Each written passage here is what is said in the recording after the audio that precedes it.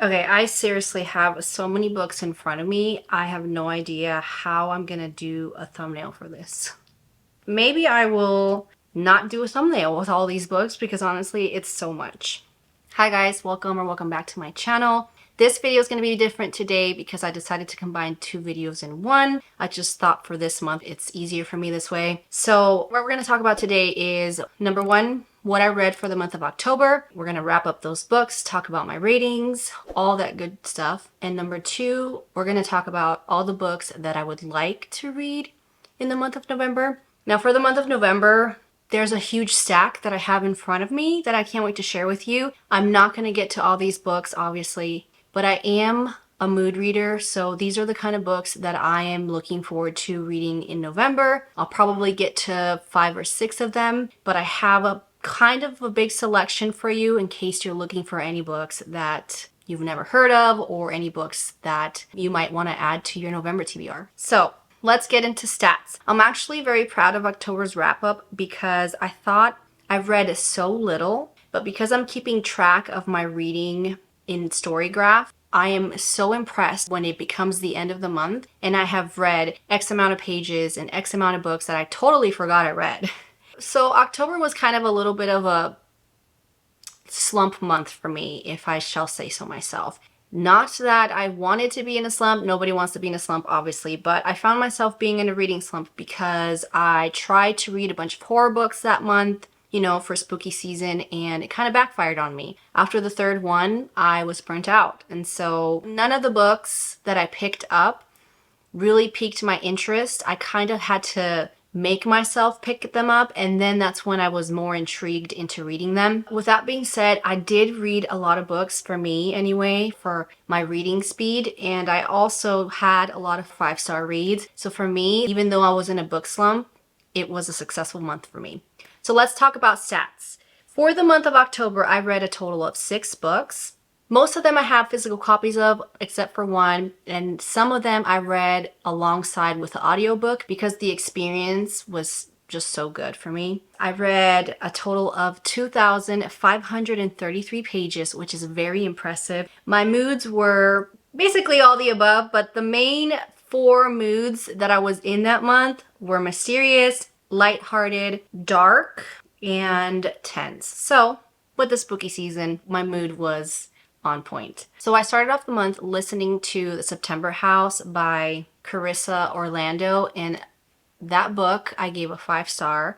It was really good. It was a really great way to start the spooky season for me. And if you don't know what this book is about, it's a paranormal horror book about a woman who moves into this beautiful Victorian home that she was lucky enough to purchase because it was at a very affordable price. Every September, the house is extremely haunted. It's extremely haunted all year round. During September, the hauntings get worse and worse, meaning the walls bleed. She has a few interactions and she sees the ghosts. She sees what they look like as far as how they were murdered or how they passed away in the house. And it was very interesting. The beginning of the book kind of was very humorous. It was hard for me to feel like it gave me the extreme horror vibes. The main character just was very sarcastic and very nonchalant about her whole experience. But towards the end and the last couple of chapters of this book were so good, so anxiety driven, just so good, so good. I highly recommend it. I'm not going to say a lot about it because I don't want to give anything away, but just know that it is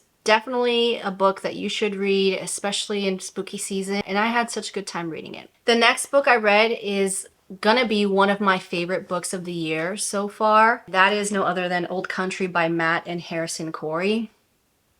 This again is another one of those horror paranormal entity books, but it was so good, well written. What's interesting about this book is that you get dual POV, you get the point of view of the husband and the wife. To me, it is so good. It is the kind of book that I love reading when it comes to horror. I love reading books that are slow burns and the horror is not really in your face too much, but the book is well written. When you get the horror aspects of it, you are so scared. We're following a young married couple who decide to slow down in life and move off the grid. I think the house is in Idaho. To move off the grid and just live off the land and have a farm. They were very excited when they purchased this house because they purchased it at a very, very decent price. And this house is described as your typical old style farmhouse, but the charm and the cozy vibes that the authors give you as far as describing this house are just magical. I would love to live in the middle of nowhere, off the grid, own a lot of land, and just live off the land. I think that is a dream come true for me. They move into this house and they meet their neighbors. Neighbors are just great people. But the only problem is that their neighbors actually warn them about an entity, and they call it a mountain spirit that haunts the land during the seasons. It takes different forms during the seasons. So for the summer, it's different. For the spring, it's different, and so forth. They have to do and follow these rituals so that nothing bad happens. And that's all I'm going to say about this book.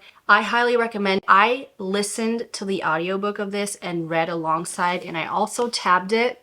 If you could see that, I tabbed a lot of it. I think this book was well done, especially given the authors, how they wrote the main female character. Sasha was so good. Beautiful, beautiful writing, very captivating, very atmospheric, and just so good. Highly recommend. I gave this a 5-star, and this is one of the books that I will be putting on my favorite books of all time. Then I read Just Like Home by Sarah Gailey. This is another haunted, paranormal horror book. Just the cover of this book is so beautiful. This story follows Vera. When she was 17, she left her childhood home. Something happened. She gets a call from her mom because her mom is sick, telling her that she has to come back and help her take care of things around the house. So Vera's coming back home to take care of her mom, to help her take care of things. This is the childhood home that she had where her father happened to be a serial killer. So there's that element in this book, and this book is so creepy, so disturbing. Again, another book that is well written. I feel like this month I got very lucky because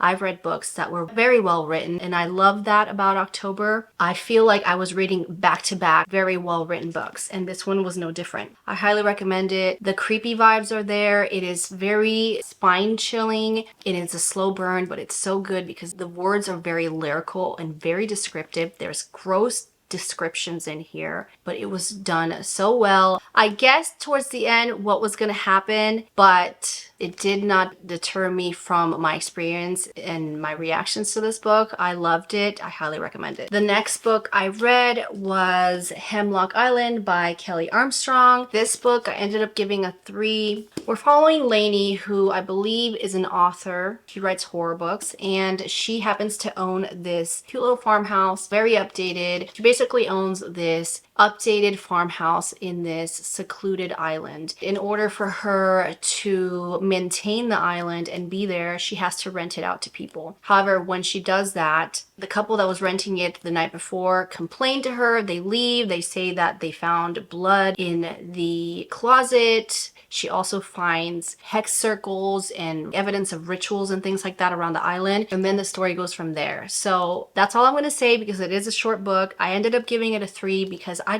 feel like I didn't like where this book went. I basically just didn't like what the reasoning of this story was, like what the paranormal aspect of it was. I just didn't like it. It wasn't really, to me, it wasn't really, like, it didn't make any sense. There wasn't really a backstory. Just a little short backstory of why things happen there, or why there's spirits or an entity there, and I just really didn't enjoy that. I did enjoy that it was anxiety induced, high paced, the chapters were short, and it was captivating, but I just didn't like the storyline at all. The pacing of this book was really good, but for some reason I just didn't like the storyline. I didn't like the main reason why there was spirits there. I just didn't, to me, it wasn't really explained that much, and it didn't make any sense. I also listened to this on the days that I was cleaning the house, so it made the experience that much better. But it's one of those books where I didn't really love it, I didn't hate it, so that's why I gave it a 3. The next book I read was My Roommate is a Vampire by Jenna Levine. This one I also ended up giving a 3-star to.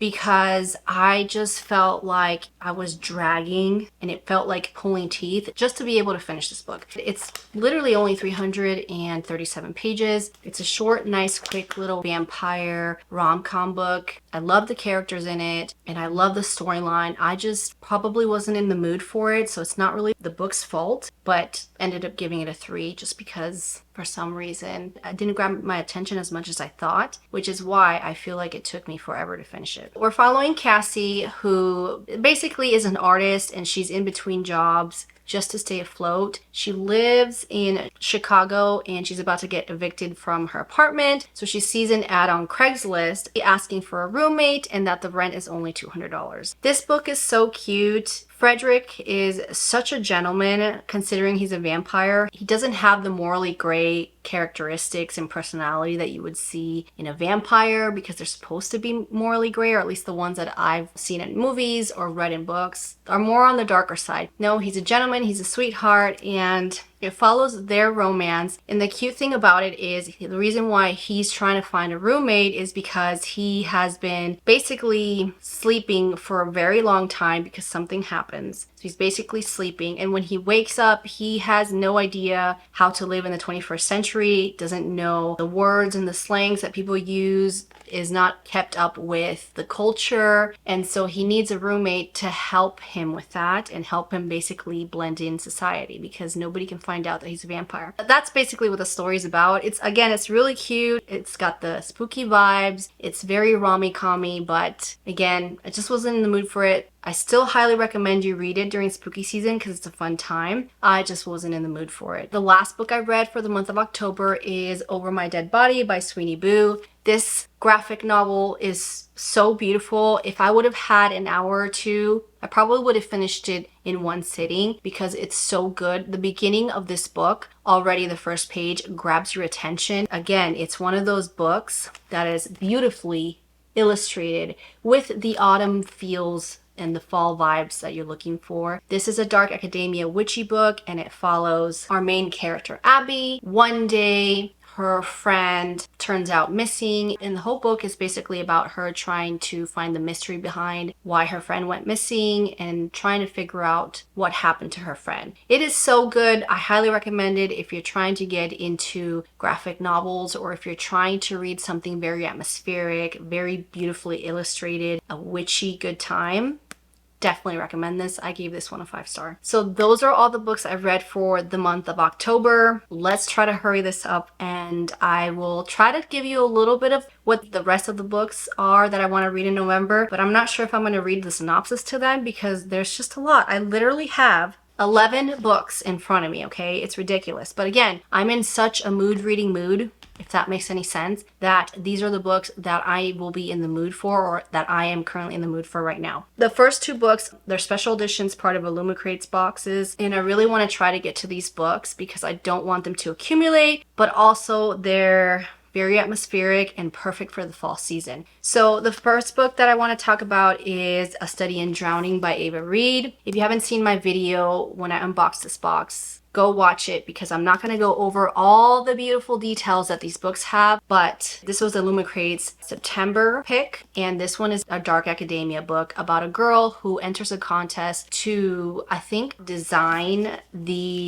one of her favorite author's house. In this house, she's there and she kind of bumps head with another student who is doing the same competition, I believe. And then the story goes from there. I think there's ghosts involved. Something's not right with this house or maybe the author. That's all I know about it. I don't know too much, but I'm very excited to read it. So that one's the first one on my list. The next one was October's pick from Illumicrate. I will be filming an unboxing for this, but that is After the Forest by Kel Woods. And just, let's take a second because that is beautiful. Wait till you see what's underneath and all the details that Illumicrate did to this copy, which is a totally redesigned cover, by the way. And this is a Hansel and Gretel retelling. It's a YA, but it's dark. And it's creepy and it's grimly, if that's even a word. And I am ready for it. The next book on my list, I'm sure you've all heard of this. I feel like I'm behind the bandwagon on this, but nonetheless, I really want to read it. And you will see that I'm kind of in a fantasy mood, so most of these books are fantasy,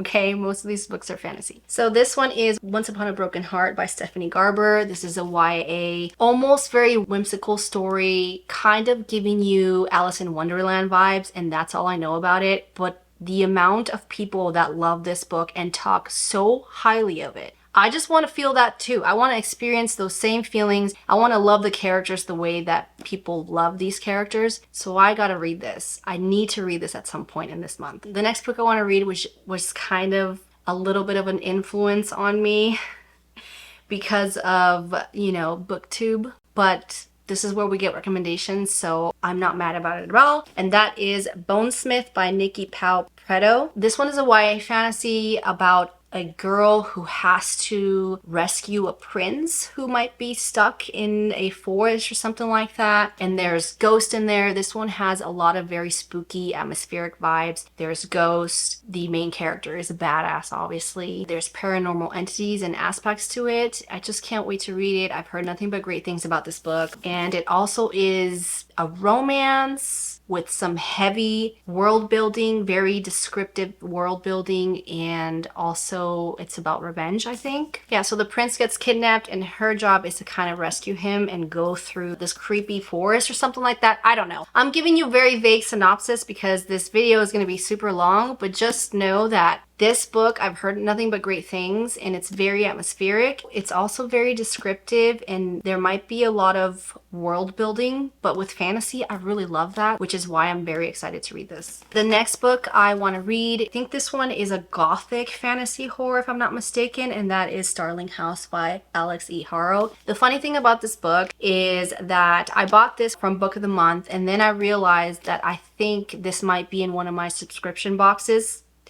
But that's okay. I'll own 2 copies of it because I really want a really exclusive edition of this, so I don't mind. And I think this is a gothic horror about a haunted house, if I'm not mistaken. I'm excited because it's very short, and I feel like this will be a quick read, but it's one of those books that I really want to also listen to as I'm reading it because I feel like my experience is going to be 10 times amplified. It says a gorgeously modern gothic fantasy, and really that's all I really need to know. I think it's about a haunted house if I'm not mistaken, but the less I know, the better. I almost kind of want to just be blindsided by this book and be that much more impressed, seeing as it's a shorter book. And then the next book I would like to read, and this is another one of Illumicrate's special editions. This one is their horror selection for the month of October, and that is Last to Leave the Room.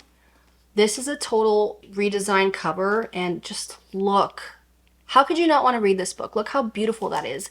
Look at those sprayed edges. How beautiful is this copy of the book? I believe this is about a scientist, and she's kind of not the best person, but she seems to be fascinated in her workplace basement. So one day she goes in there and she finds that there is a copy of her who is nicer and a lot better than she is personality-wise. The more the clone is around her, the more she loses of herself, something like that. I can't wait to read it. I think this is one of those sci-fi horror novels. The longer the double exists, the more Tamsin, which is the main character, begins to forget pieces of her life, to lose track of time, and to grow terrified of the outside world. That sounds so good. It's almost like the clone is taking over her and trying to replace her. So that just sounds really creepy, and just the cover is so stunning. How could you not want to read this book? I'm excited to get to it. The next book I want to read is a River Enchanted by Rebecca Ross. I heard this is kind of like a folklore YA fantasy, I think. It says a vivid fantasy that is impossible to put down. This is the same author that wrote Divine Rivals, so I'm excited to get to this book because of that. Divine Rivals, it's one of my all-time favorite books. I can't wait to get to the second book in that series that I think comes out in a couple of months. In the meantime, I want to read this book. I think it's kind of like a folklore fantasy about musical instruments, I think, musical elements. I'm not very sure. I know this is very vague, but I'm sorry this is very vague. I just don't want to make this video way too long. All I know about it is that It's written by one of my favorite authors now, and it's a folklore fantasy, and it's got musical elements to it. So I'm excited and I'm intrigued. I can't wait to get to it. The next book on my list is A Discovery of Witches by Deborah Harkness. I've heard nothing but great things about this book. It is adapted into a series on AMC. It's a witchy, dark academia book is basically all I'm getting out of it. But the love interest, I think, is a vampire. It's just got all the vibes that you're looking for when it comes to dark academia, witchy. There's a mystery aspect to it, I think. And I just feel like I always want to get to it and I never get the chance. I hope this month I get a chance to read it because I'm very intrigued and I just want to know what the hype is on it. It says it's a trilogy and I've heard nothing but great things. So that's basically all I know about this book and that's all I want to know. The last 3 books in this little TBR pile are romance books that take place in the fall, the kind of books that I want to read in the fall when it comes to romance. The first one is The Kiss Curse by Erin Sterling. This is the second book in the series. I read The Ex-Hex last year. I gave that book a 5-star. I enjoyed it. And this one is following the cousin to the main character of that book and the love interest, which is the brother of the first book's love interest, if that makes sense. And I think they're a little bit of rivals because they both own a potion shop or some kind of shop and they're kind of competing in that sense. Also, these books are so fun because they're witchy, they're rom-com. The setting of these books are phenomenal because it literally takes place in a Halloween town. Like if you've seen the movie Halloween Town, you'll know what I'm talking about. I put it on my list because it's short and sweet. I didn't finish it last year and I'm hoping to finish it this year. I got to page 50. The next book is, you've heard me talk about this in my fall TBR video, and that is The 7-Year Slip by Ashley Poston. It's about a girl who inherits her aunt's Manhattan flat or something like that, or apartment, luxury apartment. She basically encounters a man that is living in that same apartment 7 years earlier, if I'm not mistaken. And so it's got that kind of same element that Ashley Poston included, like a paranormal element in her first book, The Dead Romantics, which I read last year, which I gave a 5-star to. I'm curious and excited to see what she does with this book because it kind of feels like she's doing the same thing but different, if that makes sense. So I'm excited. I can't wait to read it. I can't wait to get to it. I hope I get to it this year. And then the last book on my list that I would like to get to, but this one's kind of a chunkier one, and that is You Again by Kate Goldbeck. Look at the cover of this book. Don't you think that you should be reading this in November? Because I sure do. It follows these 2 characters that I think end up sleeping with the same woman and they really hate each other. They don't get along. But for some reason they bond over that and then it turns into a romance. So I'm so excited to see how the author gives it that When Harry Met Sally twist as far as the movie goes. I'm very, very excited to get to it and it's just so pretty. Okay guys, that's it for today's video. Thank you so much for watching. If you enjoyed this video, please don't forget to like and subscribe, and I will see you on the next one. Bye!